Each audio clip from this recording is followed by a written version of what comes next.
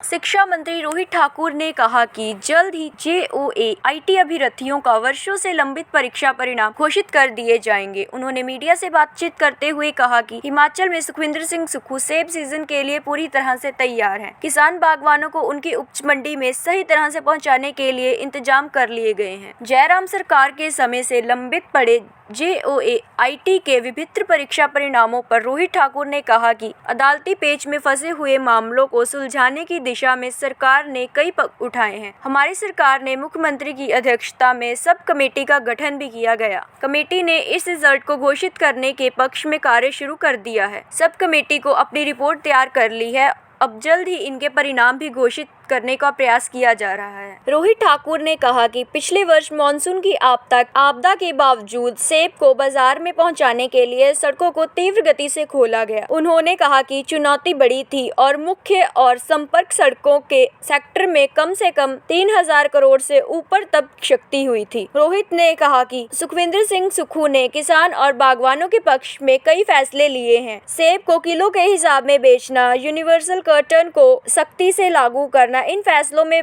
शामिल है। उन्होंने कहा कि सरकार ने करीब 153 करोड़ के करीब मंडी मध्यस्थता योजना के तहत लंबित पड़ी राशि को अदायगी के लिए कई भी कदम उठाए हैं, जिसमें पूर्व सरकार ने वर्षों लगा दिए। आप जानते कि पिछले वर्ष भी बहुत बड़ी चुनौती थी, एक बहुत बड़ी आपदा पूरे प्रदेश पे आई थी और उस वक्त जो दृश्य था, चाहे हम जुलाई के महीने की बात करें और निरंतर सितंबर तक आपका कितना नुकसान हर क्षेत्र में हुआ और सेब के विपणन के लिए या किसी भी हमारे बागवानी उत्पाद के विपणन के लिए, कृषि उत्पाद के विपणन के लिए सड़क की अपनी महत्वता रहती है। और PWD सेक्टर में पिछले वर्ष लगभग कोई 3000 करोड़ से ऊपर की क्षति हुई थी, लेकिन सरकार की माननीय मुख्यमंत्री की वचनबद्धता थी कि किसान बागवान किसी भी दृष्टिकोण से उनका नुकसान ना हो और उन्होंने इसी बात को देखते हुए विशेषकर मैं समझता हूँ जहाँ तक सड़कों की बात आती है, दिल खोल के हमारे को पैसा मिला और उसका परिणाम था कि सेब का या अन्य हमारे कृषि और बागवानी उत्पाद आपकी मंडियों तक पहुँचे और हमारे किसानों बागवानों को कोई नुकसान नहीं हुआ है। और बहुत से ऐसे निर्णय हमारी सरकार ने, जो मात्र अभी 1 वर्ष कुछ महीने का कार्यकाल रहा है और उसमें बहुत से निर्णय हमने किसानों और बागवानों के हितों में लिए, चाहे वो लगभग 153 करोड़ के आसपास मंडी मध्यस्थता योजना के तहत जो हमारी लंबित राशि थी उसको जारी करना। हालांकि आप जानते हैं कि MIS के तहत जो आपके उत्पाद होते थे उसकी अदायगी के लिए कई वर्षों लग जाते थे। रिकॉर्ड समय में माननीय मुख्यमंत्री ने 153 करोड़, जिसमें से 90 करोड़ वो राशि बनती है जो पिछली जयराम सरकार के कार्यकाल के समय की लंबित थी। 63 करोड़ हमारे समय का था, वो माननीय मुख्यमंत्री ने 2 चरणों में किसानों और बागवानों को आगे जारी करवाई है।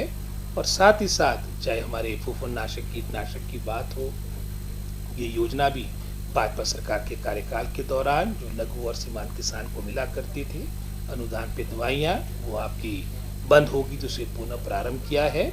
तो निश्चित रूप से चाहे वो परिवहन की बात हो, ट्रांसपोर्टेशन की बात हो, चाहे मैं समझता हूँ चाहे वो हमारे कलेक्शन सेंटर्स की बात हो, चाहे हमारे सड़कों के क्षेत्र की बात हो, हर तरह से विभाग सरकार तैयार है ताकि किसान और बागवानों को कोई समस्या ना आए।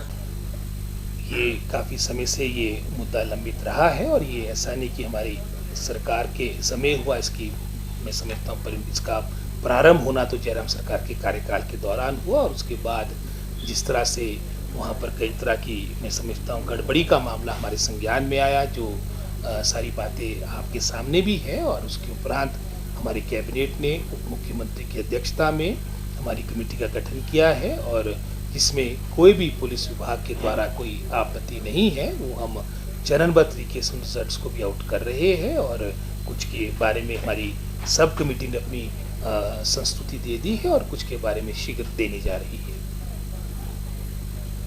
मैं काफ़ी बेहतर रूप से तुम्हारे बागवानी मंत्री बोल पाएंगे, लेकिन अभी तक तो हमारा स्टैंड बिल्कुल स्पष्ट है कि हमारा जो मैं समझता हूँ जो सेब का विपणन होगा यूनिवर्सल कार्टन में होगा।